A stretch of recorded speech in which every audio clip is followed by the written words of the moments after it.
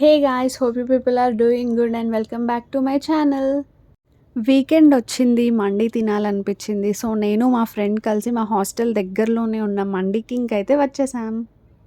ఇంకా నాకైతే సండే వస్తే చాలు, చికెన్ ఉండాల్సిందే.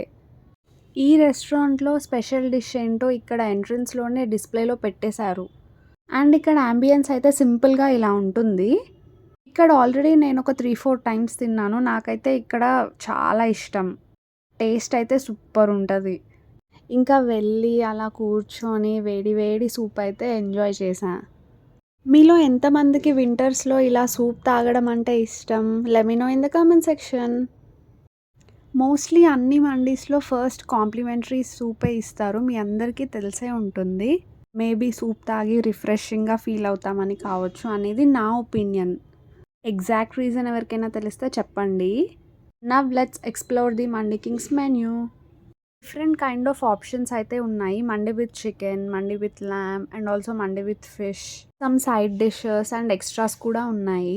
అండ్ ఇక్కడ డెజర్ట్ ప్రైజెస్ వచ్చేసి చాలా రీజనబుల్గా ఉంటాయి వేరే వాటితో కంపేర్ చేస్తే.